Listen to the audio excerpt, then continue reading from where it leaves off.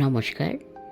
লিসিনুন Bengali audio story চ্যানেলে আপনারা ধারাবাহিকভাবে শুনছেন গোয়েন্দা ভাদুড়ি মশাইয়ের একটি রহস্য গল্প, কামিনীর কণ্ঠহার।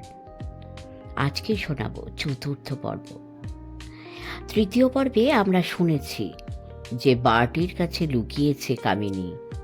বলেছে তার হারটা চুরি গেছে, কিন্তু আসলে চুরি যায়নি। এরপর বাটি কি বলল? প্রথমে আমাকে একটু বকাবকি করলো, তারপর বলল ইমিডিয়েটলি পুলিশে খবর দেওয়া দরকার। কিন্তু আঙ্কেল, পুলিশে খবর দিতে বিবেকে বাঁটলো আমার। আমি তো জানি নেকলেসটা চুরি হয়নি, তাহলে পুলিশ ডেকে কী হবে? পুলিশ তো সন্দেহ করবে আমাদের বাড়ির কাজের লোকেদেরই। অর্জুনকে, লক্ষ্মীকে, যোগেশ্বরকে, হরিন্দারকে, দুখনকে। ওদের থানায় ধরে নিয়ে যাবে, পেটাবে।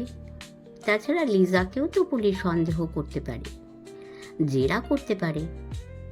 বইয়ের প্যাকেট বলে তাকে যা দিয়েছে সেটা সে খুলে দেখেছে কিনা তারই বা ঠিক কি? জেরায় জেরবার হয়ে সে যদি বলে দেয় নেকলেসটা সেই প্যাকেটের মধ্যে ছিল, তাহলেই তো চিত্তি। বাটিকে তাই বললুম, পুলিশকে জানিয়ে কোনো লাভ নেই, ওরা গুড ফর নাথিং। কোনো ক্রাইমেরই কিনারা করতে পারে না। বরং চারু আঙ্কেলকে জানায়, তিনি নিশ্চয়ই ওটা উদ্ধার করে দিতে পারবেন। কামিনী থামতে ভাদুড়ি মশাই বললেন, বাস, তারপরেই ফোন করলি আমাকে? করতে বাধ্য হলুম। সব কথা তো শুনলে, এখন বলো, সেদিন তোমাকে ফোন না করে কোনো উপায় ছিল আমার?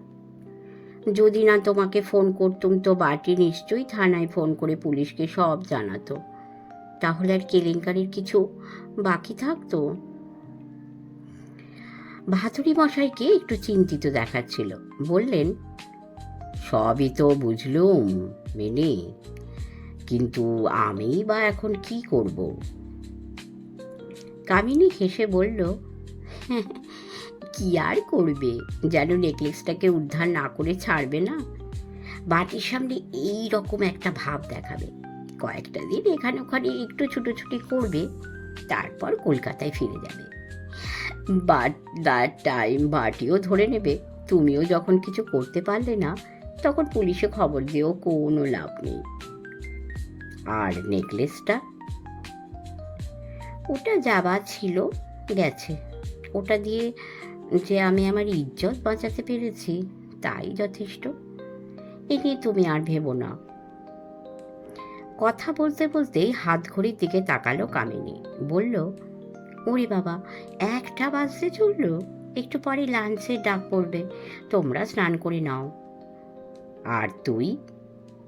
আজ তো লিজা আসেনি, তাই ম্যাসাজও হবে না। যোগব্যায়ামের গোটা কয়েক আসন তো করতে হবে, সেসব নিজেই করে নেব। তারপর স্নান ঘরে ঢুকবো, খেতে বসবো এই ধরো 1:15 নাগাদ। যাও যাও, তোমরা আর দেরি করো না। বারান্দা থেকে কামিনী তার ঘরে চলে গেল। ভাদুড়ি মশাইকে তার ঘরে পৌঁছে দিয়ে আমি আর সদানন্দবাবু আমাদের এলাকায় চলে এলুম। ঘরে ঢুকে সদানন্দবাবু বললেন, আমি আর এখন চান করছি না, বরং মাথায় একটু জল ছিটিয়ে নেবো কোন। আপনি চান করে নিন। চান করে বাইরে এসে দেখি সদানন্দবাবু গালে হাত দিয়ে বসে আছেন। বললুম, কি ব্যাপার, কিছু ভাবছেন? ভাবছি যে মেয়েটা বড্ড পাগল, নইলে হাসতে হাসতে অমন কথা বলতে পারে। কি বলল? ওই যে বলল ওটা যাওয়ার ছিল, গেছে। অথচ যেটা গেল তার দাম নাকি 5 লাখ টাকা। ভাবা যায়? যায়, বাজার চড়ুক, ও মেয়ে শেয়ার বেচে ওর দ্বিগুণ টাকা তুলে নেবে। ভাতুড়ি মশাই তার ঘর থেকে আমাদের ঘরে চলে এসেছিলেন। বসে বসে গল্প হচ্ছিল। তার মধ্যে ফটোগ্রাফগুলোর কথা একবারও ওঠেনি। কথা হচ্ছিল নেকলেসটা নিয়ে।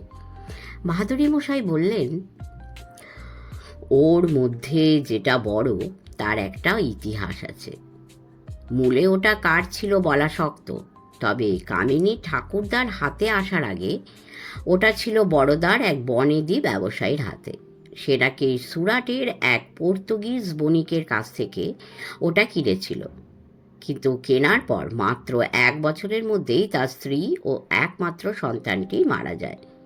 তাতে তার ধারণা হয় যে হিরেটা অপয়া। ওটা কেনার ফলেই তার স্ত্রী পুত্র মারা গেছে।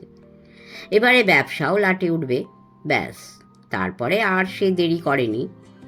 কামিনী ঠাকুরদা অশ্বিনী ভাই পাটেলের সঙ্গে যোগাযোগ করে সে ওটা বেচে দেয়। সদানন্দবাবু বললেন, এই হীরের যে পয়া অপয়া আছে, এটা কিন্তু মিছে কথা নয়। আমার এক পিসি শাশুড়ির কাছে শুনেছি, তার দাদা শ্বশুরের ছেলেবেলায় একবার এমন নেবারক হয়েছিল যে গোটা শরীর একেবারে হলদে হয়ে যেত, বাঁচার কোনো আশাই ছিল না। ডাক্তার বদ্যি ফেল মেরে যাওয়ার পরে ডাক পড়ল জ্যোতিষী। তিনি এসে রুগীর কুষ্টি দেখে বললেন, এ তোমরা করেছো কি? এর তো দেখছি হিরোকারোগ্য যোগ রয়েছে। বাঁচাতে হলে এখনই একে হীরের আংটি পরাও। হেসে বললুম, হ্যাঁ, হীরের আংটি পরাতেই অমনি জন্ডিস সেরে গেল?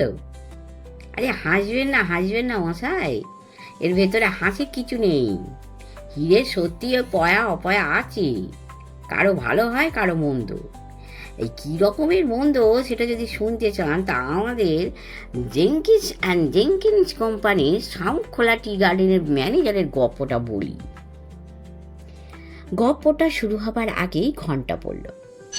ভাদুরী মশাই বললেন, লাঞ্চের ঘন্টা, গপ্পটা পরে শুনবো, চলুন খেতে যাওয়া যাক। হাত ঘড়িতে 1:30 বাজে। সবাই মিলে একতলা ডাইনিং রুমে গিয়ে হাজির হওয়া গেল। অর্জুন টেবিলে প্লেট সাজিয়ে ফেলেছে।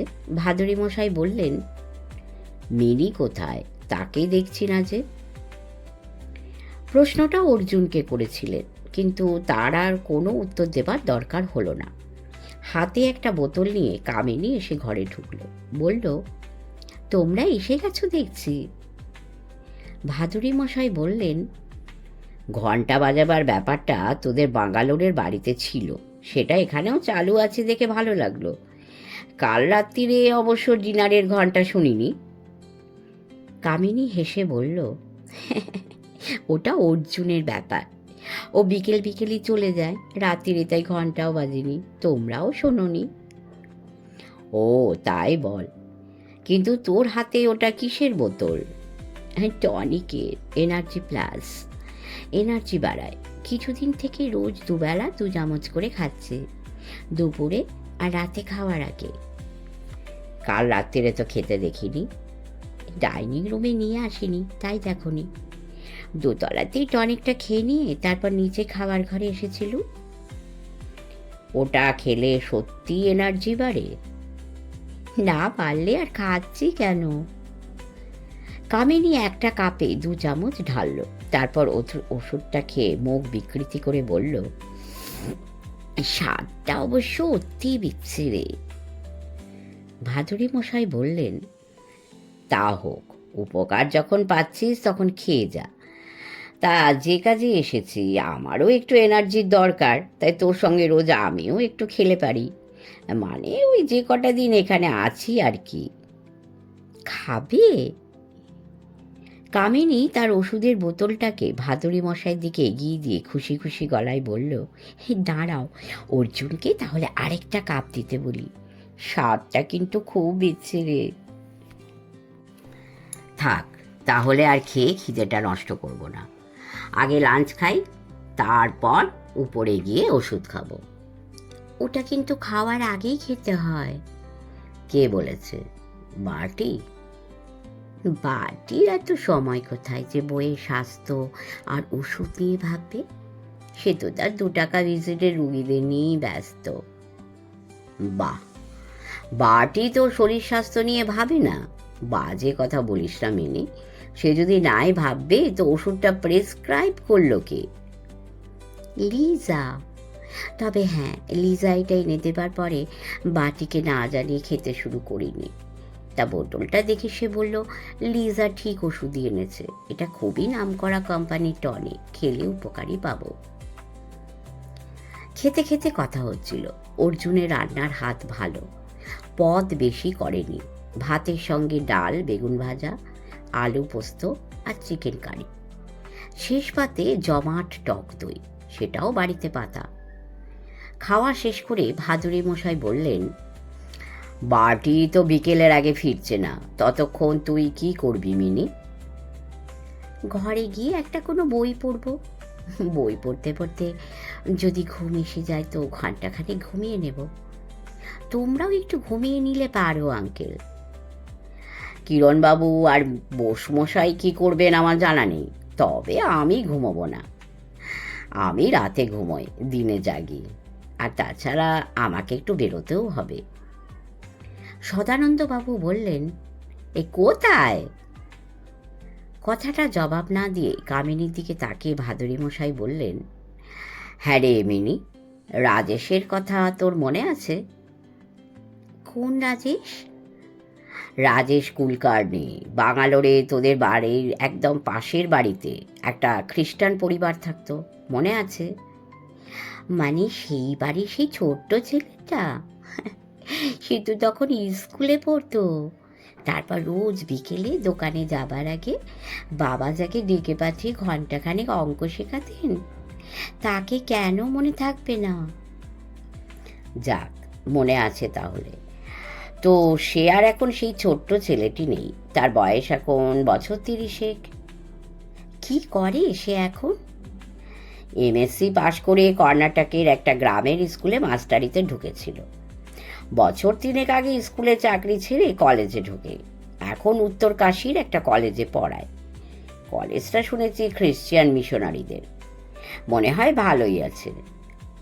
বলো কি, তুমি এত সব খবর রাখো কি করে? যেভাবে রাখতে হয়। কি জানিস মিনি, আমি কাউকেই ভুলে যাই না। যেমন তোর খবর রাখি, তেমন রাজেশের খবরও রাখি। তা ভাবছি যে রাজেশ যখন এত কাছে রয়েছে, তখন দুপুরটা বেকার বসে না থেকে তার সঙ্গে একবার দেখা করে আসি। এখানেই ওর বাড়ি? বাড়ি ভাড়া করার দরকার হয়নি। Hostel superintendent. হস্টেলের মধ্যেই 2 কামরার কোয়ার্টার্স। বিয়ে করেনি। বাবা তো ছেলেবেলাতেই মারা গেছেন। তোর বাবার সাহায্য না পেলে ওর লেখাপড়াই হতো না। যাই হোক, এখন মাকে নিয়ে এখানে থাকে। তাই? রাজেশ জানে যে আমরা ওদের এত কাছে থাকি? ভাদুরী মশাই হেসে বললেন, আগে জানতো না, এখন জানে। আসলে ওর সঙ্গে তো চিঠিপত্রে আমার যোগাযোগ ছিলই। ওর ফোন নাম্বারও আমি জানতুম। তা কলকাতা থেকে রওনা হবার আগের দিন ওকে ফোন করে আমার আসার কথা জানাই। এটাও বলি যে এখানে এসে ওর সঙ্গে দেখা করব। এখানে তুমি আমার কাছে উঠবে তা ওকে বলেছ? তা বলিনি, তবে আজ তো ওর সঙ্গে দেখাই হচ্ছে, তখন বলবো। তখন বলো যে মাকে নিয়েও যেন অতি অবশ্য একদিন এখানে আসে। এলে আমরা দারুণ খুশি হব। উফ, সেই রাজেশ! ও আমাকে মিনি দিদি বলতো, আর আমি ওর মাকে বলতো সারদা মাসি। সেই রাজেশ এত কাছে থাকে, এ তো ভাবাই যায় না। ওকে কিন্তু শিগগিরই একদিন আসতে বলো আঙ্কেল। আরে বলবো, বলবো রে বলবো। কামিনীকে আশ্বস্ত করে আমাদের দিকে তাকালেন ভাদুরী মশাই। বললেন, কি ব্যাপার, আমি বেরুবো শুনেও আপনারা চুপ করে আছেন যে? বেরুবার ইচ্ছে নেই? দুপুরে পড়ে পড়ে ঘুমোবেন? বললুম, কি যে বলেন, সেই কত বছর আগে উত্তর কাশীতে আসা হয়েছিল। আবার যখন শহরটাকে দেখার সুযোগ পাচ্ছি, তখন ছাড়া যায়? সদানন্দবাবু বললেন, আমি তো যাবই। বাবা বিশ্বনাথের কাশী অবশ্যই আমার দেখা হয়নি, তবে এই কাশীকে দেখার সুযোগ যখন পেয়েছি তখন আর ছাড়ছি না।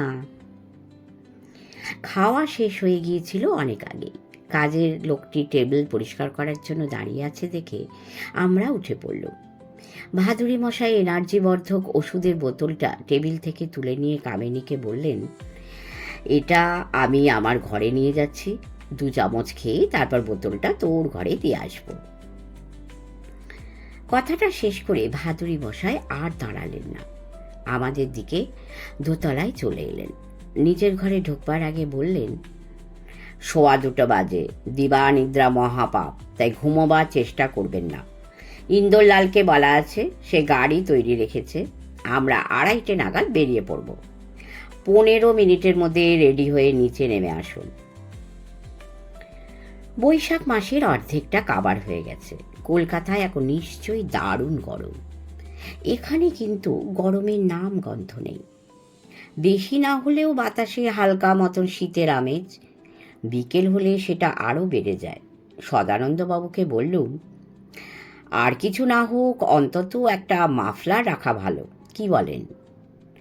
সদানন্দবাবু বললেন, আমি মশাই একজোড়া মোজাও আমার পকেটে নিয়ে নিচ্ছি, ফিরতি পথে পরে নেবক্ষণ, নয়তো চোরা ঠান্ডা লেগে যেতে পারে। বিদেশে এসে অসুখ বাঁধিয়ে বসাটা কোনো কাজের কথা নয়। ঠিক 2:30-তে নিচে নেমে গাড়ি তৈরি ছিল, আমরা বেরিয়ে পড়লুম। বেরোবার সময় দুটো ব্যাপারে চোখে পড়ে। এক, পথ আটকানো কাঠের ডান্ডাটা নামানো ছিল, আমাদের ট্যাক্সিটাকে বেরোতে দেবার জন্য সেটা উপরে উঠে যায়। 2, সেন্ট্রি বক্সের লোকটি একটা খাতা খুলে কিছু লিখে নিল, সম্ভবত আমাদের গাড়ির নম্বর ও হাউজিং কমপ্লেক্স থেকে বেরিয়ে যাবার সময়। সদানন্দবাবু আমার পাঁজরে একটা খোঁচা মেরে চাপা গলায় বললেন, দেখলেন ব্যাপারটা? উত্তরটা আর আমাকে দিতে হলো না। যতই আসতে বলে থাকুন, প্রশ্নটা আমাদের ড্রাইভার ইন্দরলালের কানে ঠিকই পৌঁছে গেছে। ঘাড় না ঘুরিয়েই সে সামনের সিট থেকে বলল, मैं भी देखा बाबूजी, सिक्योरिटी बहुत कड़ा है। ভাদুরী মশাইও বসে আছেন সামনের সিটে, ইন্দরলালের বাঁ পাশে। সদানন্দবাবুর কথাটা তিনিও শুনেছেন। বললেন, যাক, আপনারা যে চোখ কান খোলা রেখেছেন সেটা দেখে ভালো লাগলো। সে তো আমি 24 ঘন্টাই খোলা রাখি, সব দেখি, সব শুনি, তা নইলে আর ওনার কাছে হেল্প করবো কি করে? আপাতত আপনাদের ডান দিকে চোখ বন্ধ রাখলেও ক্ষতি নেই, নদী শোভা না দেখলেও চলবে। বাঁ দিকে সব কিছু কিন্তু দেখা চাই, পাহাড়, ঘরবাড়ি, লোকজন, মন্দির, দোকানপাট, সব। যদি ইন্টারেস্টিং কিছু চোখে পড়ে, উত্তর কাশিতে পৌঁছে আমাকে জানাতে ভুলবেন না। এখন শুধু দেখতে থাকুন। উত্তর কাশিতে পৌঁছতে পৌঁছতে 3:30 বাজল।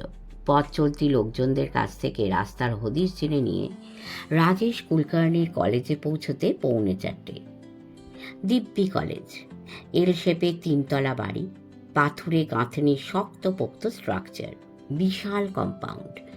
তার মধ্যে যেমন ফুটবল খেলার মাঠ, তেমন একটা টেনিস কোর্টও চোখে পড়ল। একদিকে একটা গির্জা, মিশনারিদের সব কলেজেই যেমন থাকে। কলেজ কম্পাউন্ডে ঢুকে রাজেশের খোঁজ করতে একটি ছেলে বলল, আর কে আজ লাস্ট ক্লাস ছিল 2:30, এখন ওকে টিচার্স রুমেও পাবেন না, হয় লাইব্রেরিতে পাবেন, নয়তো হস্টেলে ওর কোয়ার্টার্সে। লাইব্রেরিতে পাওয়া গেল না। হস্টেলটা যে খেলার মাঠের ধারে সেটা আমরা কলেজে ঢুকেই দেখে রেখেছি। সেখানে গিয়ে দরওয়ানকে জিজ্ঞেস করে জানা গেল সুপারিনটেন্ডেন্টের কোয়ার্টার্স 3 তলায়। কুলকার্নি সাহেব একটু আগে কলেজ থেকে ফিরেছেন, তাকে তাঁর বাড়িতেই পাওয়া যাবে। 3 তলায় উঠে কলিং বেল টিপতে দরজা খুলে যে যুবকটি বেরিয়ে এলো, তার চোখ মুখ দেখেই বোঝা যায় যে সে ভীষণ অবাক হয়ে আছে। এগিয়ে এসে ভাদুরী মশাইয়ের হাঁটু ছুঁয়ে বলল, আঙ্কেল, আপনি? আসুন আসুন, ভিতরে আসুন। তারপর আমাদের দিকে তাকিয়ে বললেন, এদের তো ঠিক চিনলুম না। ভাদুরী মশাই হেসে বললেন, এরাও তোর আঙ্কেল রাজেশ, ইনি চ্যাটার্জি আঙ্কেল আর উনি বোস আঙ্কেল, দুজনেই আমার ঘনিষ্ঠ বন্ধু। সঙ্গে সঙ্গে আমাদের হাঁটু ছুঁয়ে হাত জোর করে রাজেশ বলল, দাঁড়িয়ে থাকবেন না, দয়া করে ভিতরে আসুন। দরজা পেরোলেই ড্রয়িং রুম। ঘরটা বড় নয়, তবে আসবাবপত্র অল্প। একদিকে একটা সেন্টার টেবিল ঘিরে বেতের একটা টানা সোফা আর খান কয়েক বেতের চেয়ার, অন্যদিকে একটা কাঁচের বুককেসে কিছু বই। আসবাবপত্র কম বলে ধুলো ময়লাও কম। একদিকে মস্ত জানালা, জানালায় পর্দা নেই, মাঝে মাঝে হাওয়া আসছে, তাতে ঠান্ডার আমেজ। ঘরে ঢুকে জমিয়ে বসা গেল। ভাদুরী মশাই বললেন, হ্যাঁ রে রাজেশ, তোর মাকে যে দেখছি না, তিনি কোথায়? মা দেরাদুনে তাঁর এক বোনের বাড়িতে গেছেন। আপন বোন নয়, একটু দূর সম্পর্কের আত্মীয়। পরশু ফিরবেন। দাঁড়ান, আপনাদের জন্য চা করে আনি। তোকেই চা করতে হবে? হ্যাঁ, সে তো মা থাকলেও আমি নিজেই করি। রাজেশ হেসে বলল, আপনারা গল্প করুন, আমি এক্ষুনি চা নিয়ে আসছি। রাজেশ ঘর থেকে বেরিয়ে যাবার পরে ভাদুরী মশাই বললেন, হস্টেলে ছাত্ররা থাকে একতলায় আর দোতলায়, 3 তলার পুরোটাই দেখছি রাজেশের দখলে। ঘর মাত্র 2টো বটে, কিন্তু ছাদটা বিরাট, দিব্যি হাত পা ছড়িয়ে আছে। বললুম, জায়গাটাও শুনেছি স্বাস্থ্যকর। সদানন্দবাবু বললেন, হ্যাঁ, ঠিকই শুনেছেন, আমি তো অলরেডি সেটা ফিট করতে শুরু করেছি মশাই। বিরাট একটা ট্রের উপরে চায়ের সরঞ্জাম আর আলাদা একটা প্লেটে কিছু বিস্কুট নিয়ে রাজেশ এসে ঘরে ঢুকলো। বলল, দুধ চিনি মেশায় নাকি আপনারা মিশিয়ে নিন? আমরা যে যার পেয়ালায় যে যার মতন করে চা নিলুম। আমি আর সদানন্দবাবু স্রেফ লিকার, ভাদুরী মশাই আর রাজেশ দুধ চিনি মিশিয়ে। নিজের পেয়ালায় একটা চুমুক দিয়ে ভাদুরী মশাই বললেন, চমৎকার চা। তা হ্যাঁ রে রাজেশ, তোর ছেলেবেলা তো বাঙ্গালোরে কেটেছে, সেখানকার কথা মনে পড়ে? রাজেশ বলল, খুব মনে পড়ে। বিশেষ করে মনে পড়ে পাটেল আঙ্কেলদের কথা। ওরা এখন কেমন আছেন? রঞ্জনা বেঁচে নেই, জানকী দাসও মারা গেছে। তা হ্যাঁ রে, তোর মিনি দিদির কথা মনে পড়ে না? খুব মনে পড়ে, আমাকে ভারী ভালোবাসতো। তা মিনি দিদির খবর কি? যদি বলি তোর মিনি দিদি এখন তোর খুব কাছেই থাকে, তাহলে বিশ্বাস করবি? সত্যি? কোথায় থাকে সে? ডুন্ডা ভ্যালিতে। ডক্টর হার্ভার্ড রাসেলের নাম শুনেছিস? ওরে বাবা, তাকে কে না জানে, তিনি তো মস্ত লোক। A very widely respected physician, গরিবের বন্ধু। অত নামজাদা ডাক্তার মাত্র 2 টাকা ভিজিটে রুগী দেখেন। অনেককে নাকি ওষুধও দেন বিনি পয়সায়। সেই মানুষটাই তোর মিনি দিদির স্বামী। বলেন কি? তা মিনি দিদি যখন এত কাছে থাকে, তখন তো তার বাড়িতে একদিন যাওয়া উচিত। আমাকে চিনতে পারবে তো? হ্যাঁ, কী যে বলিস, তোর নাম বলতেই তোকে চিনতে পেরেছে। তোর ফোন নাম্বার মিনিকে দিয়েছি, শিগগিরই তোকে ফোন করে ও বাড়িতে যেতে বলবে। কথা বলতে বলতেই উঠে দাঁড়িয়েছিলেন ভাদুরী মশাই। আমাদের দিকে তাকিয়ে বললেন, আপনারা বসে বসে গল্প করুন, রাজেশকে নিয়ে আমি বরং ওর কলেজটা একটু দেখে আসি। বুঝতে পেরেছিলুম যে যে কোনো কারণেই হোক ভাদুরী মশাই এখন রাজেশের সঙ্গে কিছুক্ষণ একা থাকতে চান। ইঙ্গিতটা ধরতে না পারায় সদানন্দবাবু, এই চলুন আমিও যাও বলে উঠে পড়েছিলেন। আমি তার পাঞ্জাবির খুঁট ধরে ফের বসিয়ে দিলুম। রাজেশকে নিয়ে ভাদুরী মশাই বেরিয়ে গেলেন। ফিরলেন 6টা নাগাদ। ভাদুরী মশাইয়ের হাতে দেখলুম ওই যাকে বিগ শপার বলে সেই রকম একটা বড় সড়ো ব্যাগ। আমি কিছু জিজ্ঞেস করার আগেই বললেন, গোটা কয় জিনিস আর কিছু ওষুধপত্র কেনার ছিল, এখান থেকেই কিনে নিয়ে এলুম। ফিরতি পথে রওনা হতে হতে 6:30। জেলার নাম উত্তরকাশী, শহরের নামও তাই। ফিরতি পথে শহরের সীমানা ছাড়িয়ে ট্যাক্সি যখন একটু ফাঁকা জায়গায় পড়ল, হাত ঘড়িতে তখন 6:45। কিন্তু সূর্যাস্ত তো কলকাতার তুলনায় এখানে অনেক দেরিতে হয়। আকাশ থেকে আলো তাই তখনও মুছে যায়নি। ভাদুরী মশাই বললেন, আসার পথে বাঁ দিকে চোখ রাখতে বলেছিলুম, এবার ডান দিকে চোখ রাখুন। সদানন্দবাবু বললেন, তার মানে এই ফিরতি পথেও নদীর দিকে চোখ রাখা চলবে না, সেই পাহাড় দেখতে দেখতেই যাব। শুধু পাহাড় দেখবেন কেন, বাড়ি ঘর, লোকজন, দোকানপাট সব দেখবেন। সে তো আসার পথেই দেখেছি। ইন্টারেস্টিং কিছু চোখে পড়েনি? এই রাস্তার ধারে একটা ঝাঁকড়া ছিল, লোককে দাঁড়িয়ে থাকতে দেখেছি, সঙ্গে একটা বাঁদর। বাঁদরটা তার কাঁধে বসে কলা খাচ্ছিল। মানুষ কি শুধু কুকুর, বেড়াল আর গরু ছাগল পোষে? বাঁদরও পোষে। ওটা ওর পোষা বাঁদর। তো উল্লেখ করার মতো আর কিছু আপনি দেখেননি? কই না তো। তবে হ্যাঁ, একটা মিষ্টির দোকানের সাইনবোর্ডে হিন্দি লেখার নিচে বাংলায় লেখা রয়েছে, দেখলুম, বিশ্বনাথ মিষ্টান্ন ভাণ্ডার। দোকানটার মালিক বোধ করি বাঙালি। তাই এটা কি ইন্টারেস্টিং ব্যাপার নয়? খুবই ইন্টারেস্টিং। তা কিরণবাবু, এবারে আপনার কথা শুনি। আপনার চোখে কিছু পড়ল? আমি বললুম, না, বাঁদর কাঁধে লোকটাকে আমিও দেখেছি বটে, তবে সাইনবোর্ডে বাংলা হরফটা আমার চোখে পড়েনি। দুটো বাড়ি অবশ্য দেখেছি। কোন দুটো বাড়ি? যার কথা আজই কামিনীর মুখে শুনেছি আমরা। প্রথমটা অবশ্য আলাদা একটা বাড়ি নয়, অনেকগুলো ফ্ল্যাট বাড়ি নিয়ে একটা হাউজিং এস্টেট। এটা মোটামুটি ডুন্ডা ভ্যালি আর উত্তরকাশীর মাঝামাঝি জায়গায়। লিজা বোধহয় ওখানেই থাকে। দ্বিতীয় বাড়িটার কথা বলুন। সেটা আবার ওই হাউজিং এস্টেট আর উত্তরকাশীর মাঝামাঝি জায়গায়। মোটামুটি দুটো জায়গা থেকেই ইকুইল ডিস্টেন্স। কি রকমের বাড়ি? স্রেফ ইটের গাঁথনির একটা দোতলা স্ট্রাকচার, আনফিনিশড। এমনকি ইটের ওপরে পলেস্তরাও পড়েনি। তা এই রকমের একটা বাড়ির কথাও তো আজই আমরা শুনেছি, তাই না? থ্যাঙ্কস। আমি ধরেই নিয়েছিলাম যে যে দুটি বাড়ির কথা আপনারা আজই শুনেছেন, আর সে দুটো যে এই রাস্তার উপরেই। কিরণবাবুর খেয়াল থাকলেও সদানন্দবাবুর ছিল না। সদানন্দবাবু, তার শাস্তি কি জানেন? সদানন্দবাবু ঘাবড়ে গিয়েছিলেন। আমতা আমতা করে বললেন, না না, আমারও খেয়াল ছিল। বাড়ি দুটো আমিও দেখেছি, সে কথা বলতুমো। এই তয় কিনা ওই মানে শাস্তি হচ্ছে, আজ না হোক কাল রাত্রিরে ওই আনফিনিশড বাড়িটাতে আপনাকে একবার একা যেতে হবে। সদানন্দবাবু ডুকরে উঠে বললেন, এই একদম একা? একদম একা। অস্ত্র বলতে আপনার ওই খেটে লাঠিটা অবশ্য থাকবে। ওটা দিয়ে আপনি যেই সেখানে থাকুক তার নাকে এক ঘা বসিয়ে দেবেন। আমি বললুম, অবশ্য অন্ধকারে তাকে আপনি দেখতে পাবেন কি না সেটা ঘোর সন্দেহের ব্যাপার। লাঠির সঙ্গে তা একটা টর্চও সঙ্গে থাকা ভালো। আমরা যে তাকে নিয়ে মজা করছি সে ব্যাপারে নিশ্চিন্ত হতে পারছিলেন না সদানন্দবাবু।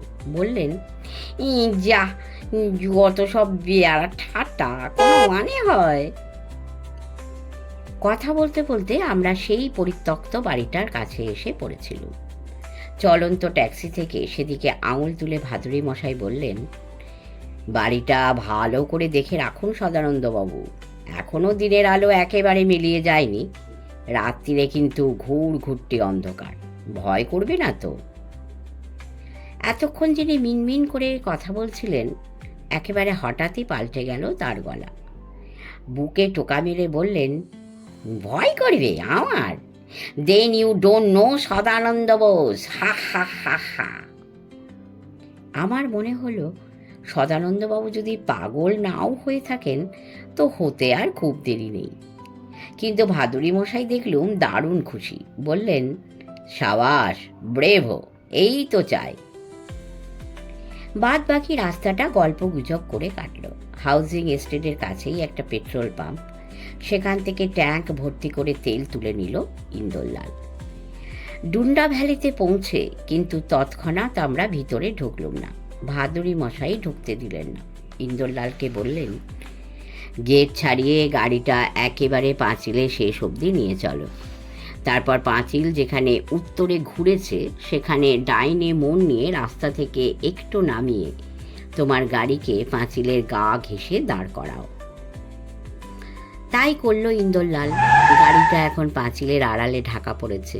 উঁচু পাঁচিল, তবু যাতে কেউ টপকাতে না পারে তার জন্য সেই পাঁচিলের উপরেও আদ্যন্ত টেনে নেওয়া হয়েছে ফুট দেড়েক উঁচু কাঁটা তারের বেড়া। সেটা চওড়াও অন্তত ফুটখানেক। তার উপরে একটা কাক মরে পড়ে আছে। তার পাশে তার থেকে ঝুলছে এক ফালি ব্রাউন রঙের মোটা ছিট কাপড়। বনেটে পা রেখে গাড়ির ছাদের উপরে উঠে পড়লেন ভাদুড়ি মশাই। কাঁটাতারের বেড়াটা এখন তার হাতের নাগালে। হাত বাড়ালেই তিনি সেটা ধরতে পারেন। হাতটা একবার বাড়িয়েও ছিলেন, কিন্তু পর মুহূর্তে হাতটা টেনে নিয়ে গাড়ির ছাদ থেকে তিনি মাটিতে নেমে পড়লেন। বললুম, কি ব্যাপার, গেট দিয়েই তো ভিতরে ঢোকা যায়, তাহলে আর পাঁচিল ডিমোবার দরকার কি? ভাদুড়ি মশাই আমার কথার কোনো জবাব না দিয়ে সদানন্দ বাবুর দিকে তাকালেন। বললেন, আপনার লাঠিখানা সঙ্গে আছে? মাথায় লোহার বল লাগানো লাঠিটা, ওটা সবসময় আমার সঙ্গে থাকি। ওটা দিন। লাঠিখানা নিয়ে ফের গাড়ির ছাদে উঠলেন ভাদুড়ি মশাই। লাঠি যেদিকে রাবারের ফেরুল লাগানো থাকে সেদিকটা দিয়ে কাঁটাতারের বেড়া থেকে ছিট কাপড়ের টুকরোটা খসিয়ে আনলেন। তারপর গাড়িতে ঢুকে সদানন্দবাবুকে তাঁর লাঠিখানা ফেরত দিয়ে ইন্দরলালকে বললেন, এবারে গাড়ি ঘুরিয়ে গেট দিয়ে ভেতরে ঢোকো। বললুম, লাঠির দরকার হলো কেন? ছিট কাপড়ের টুকরোটা আপনার কি কাজে লাগবে জানি না, তবে ওটা তো হাত বাড়িয়েই নিয়ে আসা যেত। তা যেত, আর তার ফলে আমি মারাও পড়তুম। তার মানে তো খুবই সোজা। লোহার কাঁটাতারের মধ্য দিয়ে সম্ভবত ইলেকট্রিক কারেন্ট চালানো আছে, নইলে কাকটা ওখানে ওইভাবে মরে পড়ে থাকতো না। গেট দিয়ে গাড়ি ভিতরে ঢুকলো। পথ আটকানো কাঠের ডান্ডাটা তুলে নেওয়া হলো। সেন্ট্রি বক্সের লোকটি যে তার খাতা বার করেছে তাও দেখলুম। ওর কাজ গাড়ির নম্বর আর ভিতরে ঢোকার সময় লিখে রাখা, সেটা লিখে রাখছে। প্রায় 8:30। কাজের লোকেরা বিকেল বিকেল যে যার বাড়ি চলে যায়, আজও চলে গিয়েছে। সদরের কলিং বেল বাজাতে তাই কামিনী এসে দরজা খুলে দিল। খানিকটা অনুযোগের গলায় বলল, এত দেরি হলো যে? রাজেশ ছাড়তে চাইছিল না বুঝি? শুধু কি আর রাজেশের সঙ্গে দেখা করতে গেছলুম, আরও কাজও ছিল। সেসব সারতে সারতে দেরি হয়ে গেল। তা বারটি ফিরেছে তো? তোমরা বেরিয়ে যাবার খানিক বাদেই ফিরেছে, ঘন্টাখানে ঘুমিয়েও নিয়েছে। তা তোমরা দাঁড়িয়ে রইলে কেন? ভেতরে এসো, বাটি তোমাদের জন্য ড্রয়িং রুমে অপেক্ষা করছে। সবাই মিলে একতলা ড্রয়িং রুমে ঢোকা গেল। ঘরের এক কোণে একটা আর্ম চেয়ার, সেখানে ল্যাম্প স্ট্যান্ডের তলায় বসে যিনি একটা বই পড়ছিলেন তিনিই যে ডক্টর হারবার্ট রাসেল সেটা বুঝে নিলুম। ভদ্রলোক আমাদের ঘরে ঢোকার শব্দ পেয়ে বই থেকে চোখ তুলেই আরাম কেদারা থেকে উঠে পড়েছিলেন। এবারে এগিয়ে এসে ভাদুড়ি মশাইয়ের দুহাত ধরে ঝাঁকুনি দিতে দিতে বললেন, ওয়েলকাম ওয়েলকাম ওয়েলকাম। তা কাণ্ড দেখো আঙ্কেল, আমরাই তোমাকে এখানে ডেকে আনলুম, অথচ তোমরা যখন এলে তখন আমিই বাড়িতে ছিলুম না। What a shame. পরক্ষণে আমার ও সদানন্দবাবুর দিকে হাত বাড়িয়ে দিয়ে হাসতে হাসতে বললেন, আমি বার্টি, আর আপনাদের পরিচয় আমি মিনির কাছে পেয়েছি, so you don't have to introduce yourselves. Bhaduri মশাই বললেন, তোমার রুগীদের খবর কি? গ্রামে একটা উৎসব ছিল, আর জানেনই তো খাওয়া দাওয়া ছাড়া কোনো উৎসব হয় না, তো তারই থেকে ফুড পয়জনিং। যাই হোক, সময় মতো খবর পেয়েছিলুম, তাই রক্ষে। একজন বাদে বাকি সবাই এই যাত্রা বেঁচে গেছে। তোমার খুব ধকল গেল? হ্যাঁ, ও কিচ্ছু না, বাড়িতে ফিরে ঘন্টাখানে ঘুমিয়ে নিয়েছি, বাস ধকল তাতেই কেটে গেছে। তা আপনাদের জন্য একটু কফির ব্যবস্থা করি? কামিনী প্রায় ঝাঁপিয়ে পড়ে বলল, এখন কফি? পাগলামো করো না, 9টা বাজতে চলল। খাবারগুলো গরম করে এখনই তোমাদের ডিনারের ব্যবস্থা করছি। ঘর থেকে কামিনী বেরিয়ে গেল। ডিনারের ডাক পড়ল মিনিট 10 পরেই। ডাইনিং রুমে ঢুকে ভাদুড়ি মশাই বললেন, বাইরে থেকে ঘুরে এসেছি, ওপরে গিয়ে জামা কাপড় পাল্টে এলে হতো না? খাবার ঠান্ডা হয়ে যাবে আঙ্কেল, এখানে বেসিনে হাত মুখ ধুয়ে খেতে বসে যাও। তাই বসতে হলো। খেতে বসে ভাদুড়ি মশাই বললেন, ওরে মিনি, যেমন লাঞ্চ তেমন ডিনারের আগেও তুই তো সেই টনিকটা খাস, সেটা খাবি না? সেটা তো তোমার কাছে, বেরোবার আগে তো আর সেটা আমাকে দিয়ে যাওনি। নিজে খাওয়ার পরে বোধহয় তোমার ঘরেই রেখে দিয়েছো। হ্যাঁ, তাই হবে। বুড়ো হয়েছি তো, অনেক দরকারি কথাও আজকাল দেখছি ভুলে যায়। যাকে, স্বাদটা যখন ভালো লাগছিল না, তখন আর ওটা খাবার দরকার নেই।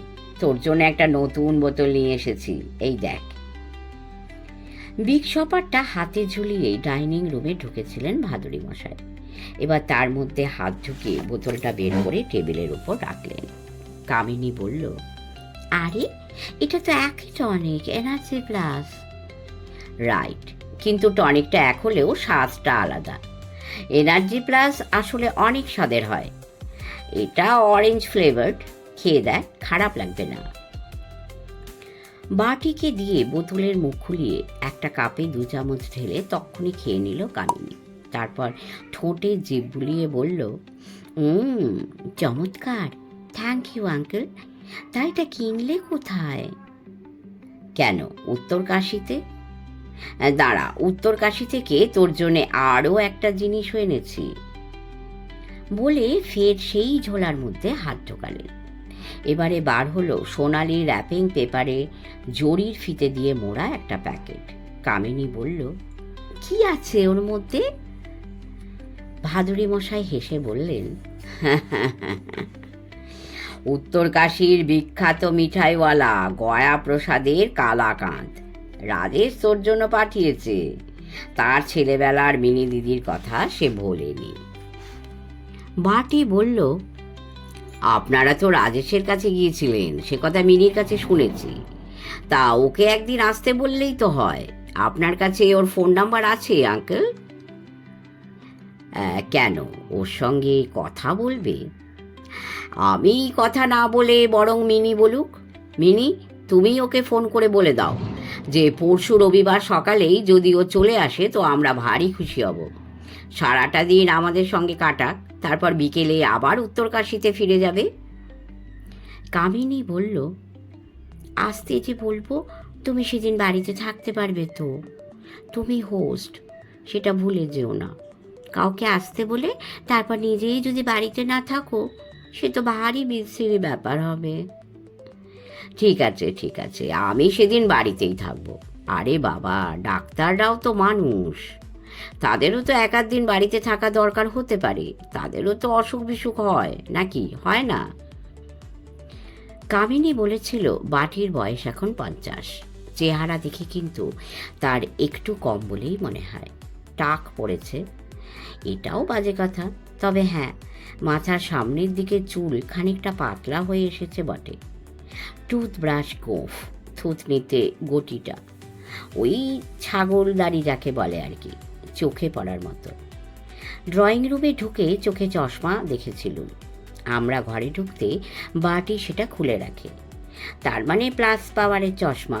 বই পড়ার সময় কি কাগজপত্রে চোখ বুলোবার সময় ওটা দরকার হয়, অন্য সময়ে হয় না। যেমন এখন ওর চোখে চশমা নেই। চোখের মনির রং আশ্চর্য নীল। মুখে সবসময় একটু হাসি লেগে আছে। কথাবার্তা শুনে মনে হয় মানুষটি খোলামেলা ধরনের। এটাও মনে হলো যে 3-3বার ভুল করার পরে কামিনী অন্তত এইবার কোনো ভুল করেনি। সত্যিকারের নির্ভরযোগ্য একজন মানুষকে সে তার জীবনসঙ্গী হিসেবে খুঁজে পেয়েছে। খাওয়ার পর্ব শেষ হয়ে গিয়েছিল 9:30টার মধ্যেই, কিন্তু গল্প যেন আর শেষ হতে চাইছিল না। বাঙ্গালোরের গল্প, কামিনীর বাবা আর মায়ের গল্প, কামিনীর ছেলেবেলার গল্প, আর ছবি আঁকা আর শরৎ শেখার গল্প, রাজেশদের পরিবার আর কামিনীদের পরিবারের মধুর সম্পর্কের গল্প। গল্পে হঠাৎ ছেদ পড়ল ভাদুড়ি মশাইয়ের কথায়। ওরে বাবা, এ যে 10:30 বাজে। ওহে বাটি, পরশু রোববার সকালে তো রাজেশ সেখানে আসবে। তুমিও সারাদিন তাই বাড়িতেই থাকছো, তাই না? বাটি হেসে বলল, হ্যাঁ, সে তো থাকতেই হবে। আর কাল 8টায় ব্রেকফাস্ট করেই রোগী দেখতে যাব, এখানকারই একটা পাহাড়ি বস্তিতে। ফিরতে ফিরতে 12টা-1টা। It's a crowded day. তাহলে আর একটিও কথা না বলে শুয়ে পড়ো গে। বিকেলে ঘণ্টাখানেক ঘুমিয়েছ বটে, কিন্তু গতকাল থেকে যা খাটাখাটনি গেছে তার ধকল তাতে কাটেনি। এখন আর গল্প না করে উঠে পড়ো। You need rest. বাটি সত্যি ক্লান্ত দেখাচ্ছিল। সে আর কথা না বাড়িয়ে উঠে পড়ল। ফোনটা বাজলো তার মিনিট 10 বাদে। আমরা তখনও ডাইনিং রুমে বসে গল্প করছি। কামিনী বলল, তোমরা বসো আঙ্কেল, বাটি সম্ভবত ঘুমিয়ে পড়েছে, আমি ড্রয়িং রুমে গিয়ে লাইনটা নিয়ে নিচ্ছি। কথাটা বলেই সে তার ঘর থেকে বেরিয়ে গেল। ফিরে এলো মিনিট 5 বাদেই। ভাদুরী মশাই বললেন, নিশ্চয়ই কোনো রুগীর ফোন। বাটিকে এখন আবার ঘুম থেকে উঠে বেরোতে হবে নাকি? কামিনী কোনো উত্তর দিল না। একটা পাথরের মূর্তির মতো স্থির হয়ে বসে রইল। দেখে মনে হলো তার মুখ থেকে সমস্ত রক্ত কেউ শুষে নিয়েছে। ভাদুরী মশাই বললেন, কি রে, কি হলো, কথা বলছিস না কেন? কার ফোন? এতক্ষণে যেন হুঁশ ফিরল কামিনী। শুকনো ফ্যাসফেসে গলায় বলল, সেই লোকটার। কোন লোকটার? যার কথায় ভয় পেয়ে তুই নেকলেসটা দিয়ে দিয়েছিস? হ্যাঁ, কিন্তু এখন আবার আমার যে একটা মুক্তোর মালা আছে সেটা চাইছে। বলছে যে কাল রাত্রিরেই কাউকে দিয়ে পাঠাতে হবে, সেই একই জায়গায়। ভাদুরী মশাই মৃদু হাসলেন, বললেন, এতে এত অবাক হচ্ছিস কেন? হব না, ও তো এরপরে আরও চাইবে। চাইতেই পারে। যারা ব্ল্যাকমেইল করে শিকারকে তারা সহজে ছাড়ে না। এ লোকটাও তোকে সহজে ছাড়বে না মিনি। ক্রমাগত ভয় দেখিয়ে তোর সর্বস্ব লুট করবে। তাহলে কি করব আমি এখন? ওর কথা মতো কাজ না করলে তো ছবিগুলো বাটির কাছে পাঠিয়ে দেবে। তাহলে যে কি কাণ্ড হবে তা তো ভাবতেই আমার হাত পা হিম হয়ে যাচ্ছে। বাটিকে সব খুলে বলবো? ভাদুরী মশাই এবার মৃদু হাসলেন, বললেন, বলা উচিত ছিল প্রথম যখন ওই কদর্য ফটোগুলো আর ওই চিঠিটা পেয়েছিলি তখনই। তা যখন বলিসনি তখন এবারেও বলিস না। এবারে তাহলে কি করব? প্রথমবারে যা করেছিলি এবারেও তাই করবি। মুক্তোর মালাটা পাঠিয়ে দিবি। ওগুলো কালচার পার্ল নয় আঙ্কেল, খাঁটি মুক্তো। কামিনী ডুকরে কেঁদে উঠল। তা হোক। ভাদুরী মশাই তার মুখের হাসিটা ধরে রেখে নির্বিকার গলায় বললেন, চেয়েছে যখন তখন পাঠিয়েই দে। শেষ করলাম 4র্থ পর্ব। পরের পর্ব অবশ্যই দেব। সকলে শুনবেন, লাইক করবেন, অবশ্যই কমেন্ট করবেন এবং সাবস্ক্রাইব করে আমাদের পাশে থাকবেন। যারা ইতিমধ্যেই সাবস্ক্রাইব করেছেন তাদের অসংখ্য ধন্যবাদ। পরম করুণাময় আমাদের এবং আপনাদের সকলকেই ভালো রাখুন। নমস্কার।